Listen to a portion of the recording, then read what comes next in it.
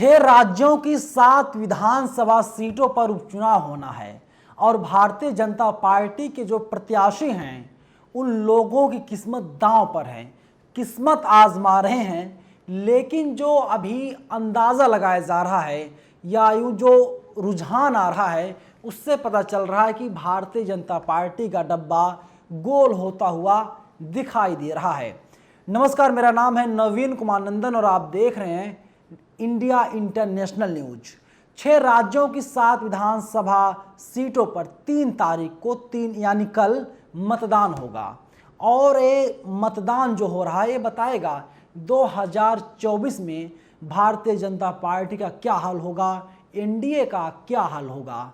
और अगर जो 7 सीटें हैं, अगर सभी सीटों पर भारतीय जनता पार्टी जीत जाती है तो माना जाएगा गुजरात और हिमाचल चुनाव के पहले का जो मैच है, जो चुनाव है, भारतीय जनता पार्टी के साथ है। भारतीय जनता पार्टी गुजरात और हिमाचल में कुछ बेहतर प्रदर्शन कर सकती है। लेकिन अगर इन 7 सीटों पर भारतीय जनता पार्टी की हार होती है तो ये मान लिया जाएगा, या यूं कह ले, ये कहना गलत नहीं होगा, भारतीय जनता पार्टी की लुटिया अब डूबने जा रही है।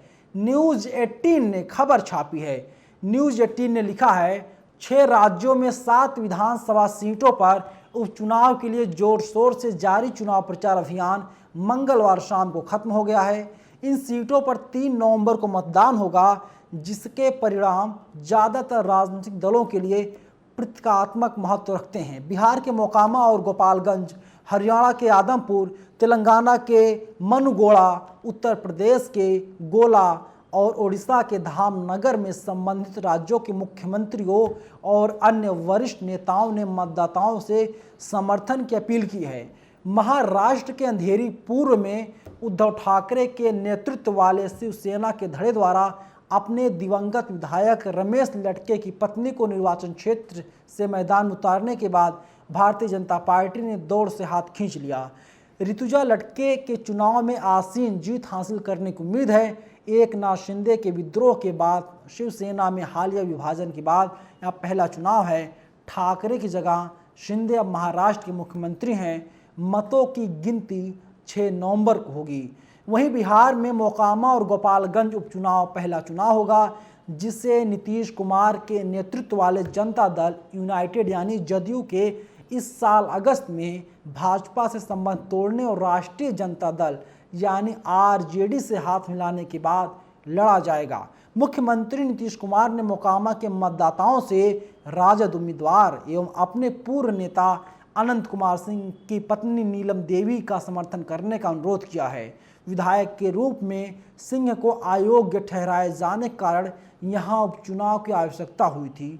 चोट लगने के कारण हुए चुनाव प्रचार से दूर रहे और उन्होंने वीडियो संदेश के माध्यम से लोगों से समर्थन की अपील की है। उप मुख्यमंत्री एवं राजद नेता तेजस्वी यादव ने हालांकि चुनाव प्रचार का मोर्चा संभाला और कई रैलियां की। अनंत कुमार सिंह को उनके घर से हथियार एवं विस्फोटक बरामद होने के मामले में इस साल की शुरुआत में उन्हें दोषी करार दिया गया था और अयोग्य कर घोषित कर दिया गया था कि वे अयोग्य हैं। वहीं हम उत्तर प्रदेश देश का सबसे बड़ा राज्य है, हम इसकी बात करेंगे। यहाँ पर 1 विधानसभा सीटों पर चुनाव होना है, विधानसभा का उपचुनाव होगा। जो भाजपा विधायक अरविंद गिरी के निधन के बाद खाली हुई थी, बसपा और कांग्रेस ने उपचुनाव में दूरी बना रखी है, जिससे सीधा मुकाबला भाजपा और सपा के बीच होने वाला है। भाजपा ने अरविंद गिरी के बेटे अमन गिरी को मैदान में उतारा है, जबकि सपा के उम्मीदवार पूर्व विधायक विनय तिवारी हैं। भाजपा सहानुभूति वोट मिलने की उम्मीद कर रही है, हालांकि उसने इस मुकाबले को हल्के में नहीं लिया और उत्तर प्रदेश के सभी प्रमुख कैबिनेट मंत्रियों और पदाधिकारियों सहित 40 स्टार प्रचारकों को चुनाव प्रचार में लगा दिया है। सोमवार को चुनाव प्रचार के अंतिम दिन उत्तर प्रदेश के मुख्यमंत्री योगी आदित्यनाथ ने गन्ना बकाया के भुगतान और काशी विश्वनाथ की तर्ज पर छोटी काशी गलियारे तथा मेडिकल कॉलेज की स्थापना का वादा भी किया है। सोचिए, उपचुनाव होने जा रहा है, भारतीय जनता पार्टी में खलबली मची हुई है, किसी भी तरीके चुनाव को जीत लिया जाए।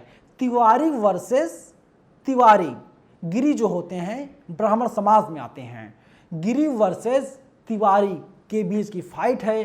बीजेपी ने 40 स्टार प्रचारकों को उतार दिया, जिसमें उत्तर प्रदेश के मुख्यमंत्री योगी आदित्यनाथ, केशव प्रसाद मौर्य, दिनेश शर्मा, जितिन प्रसाद, तमाम बड़े बड़े दिग्गज हैं।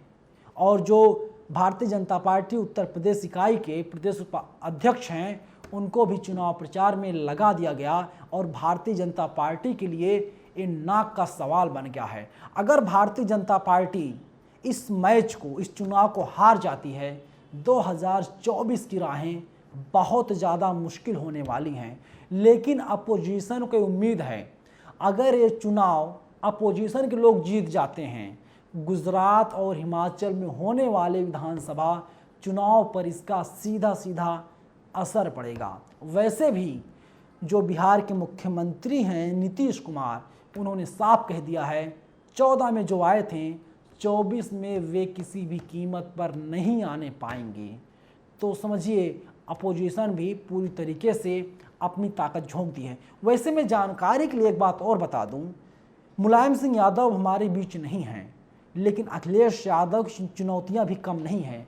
अब अखिलेश यादव के सामने हर रोज़ नई नई चुनौती आ रही है। और अगर एक गोला की सीट, लखीमपुर खीरी जिले की सीट है, अगर समाजवादी पार्टी जीत लेती है तो माना जाएगा 2024 में समाजवादी पार्टी कुछ बेहतर कर पाएगी। और अखिलेश की पहली अग्नि परीक्षा यही है।